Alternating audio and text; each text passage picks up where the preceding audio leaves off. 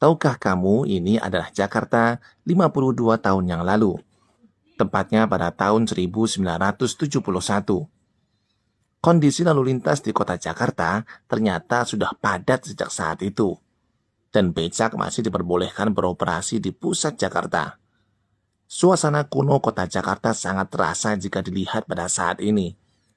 Pengangguran saat itu tampaknya lebih banyak daripada saat ini.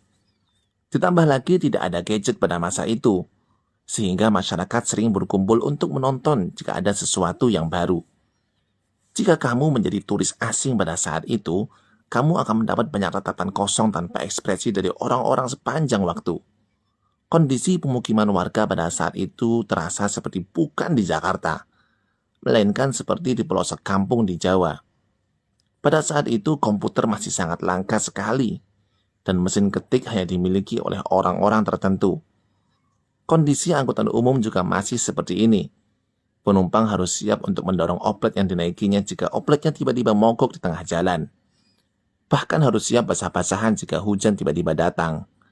Apalagi menyalakan oplet saat itu perlu diengkel terlebih dahulu. Yang disebut oplet itu ternyata diambil dari kata Chevrolet. Pada saat itu, jika tiba waktu sholat, muadzin harus menaiki menara dahulu dan adzan tanpa menggunakan pengeras suara. Selain menggunakan angkutan seperti oplet, untuk menempuh perjalanan ke Jakarta, banyak masyarakat menempuh melalui Sungai Ciliwung dengan ketek bambunya. Perjalanan menuju kota Jakarta, tepatnya Kalibata, bisa memakan waktu hingga 2 hari menggunakan ketek ini. Saat malam hari mereka akan berhenti dan menginap di perkampungan yang dilalui. Pada saat itu anak-anak akan berlarian jika ada turis asing apalagi menggunakan perahu karet, di mana tidak ada seorang pun di sana yang memilikinya. Mereka mengira Belanda kembali lagi. Sebenarnya saya penasaran bagaimana pendidikan pada saat itu. Apakah anak-anak ini mereka sekolah seperti anak-anak di zaman ini? Pasalnya anak-anak terlihat lebih dominan bermain, berkumpul, bahkan berjualan pada saat itu. Air Sungai Ciliwung saat itu sepertinya masih terlihat sangat bersih sekali.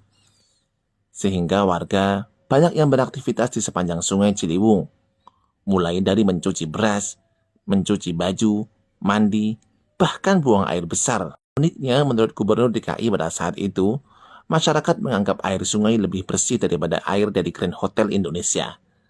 Sehingga tempat pencucian baju yang disediakan pemerintah DKI justru tak terpakai sama sekali. Meski begitu, bantaran Sungai Ciliwung di daerah Kalibata sudah terlihat kumuh sejak saat itu. Yang menjabat sebagai Gubernur DKI saat itu adalah Bapak Ali Sadikin. Di sini, beliau masih terlihat sangat muda dan energik sekali. Qadarullah, beliau sudah meninggal pada tahun 2008 lalu, yaitu di umur 82 tahun. Semoga Allah ampuni dan rahmati beliau. Pada saat itu juga, perjudian semacam kasino masih legal. Bahkan, sebagian pendapatan DKI Jakarta berasal dari kasino-kasino tersebut.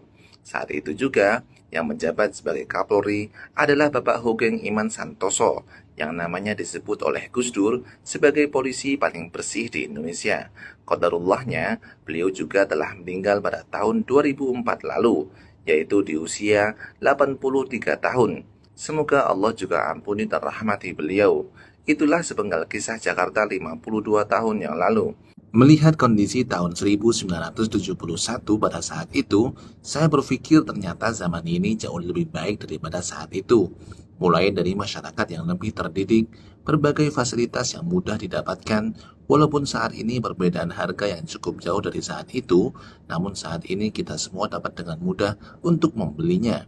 Meskipun saat itu tampaknya begitu primitif dan memprihatinkan, namun sepertinya ada satu perbedaan paling mencolok di mana pada masa itu jauh lebih baik daripada masa kini, yaitu kondisi udara saat itu jauh lebih baik daripada saat ini. Iya enggak? Jika saat ini kamu ada yang merasa biasa-biasa saja dan tak berguna, sepertinya kamu perlu pergi dengan mesin waktu ke 52 tahun yang lalu. Dengan kondisimu dan pengetahuanmu saat ini, kamu mungkin akan menjadi orang yang paling cerdas dan keren di zaman itu. Jika Anda punya cerita dan pengalaman yang berkaitan dengan kondisi Jakarta 52 tahun lalu, semoga Anda berkenan membagikan pengalamannya kepada kami, generasi muda yang lahir di atas tahun 70-an. Apalagi jika Anda termasuk orang yang terlihat pada video-video ini. Terima kasih.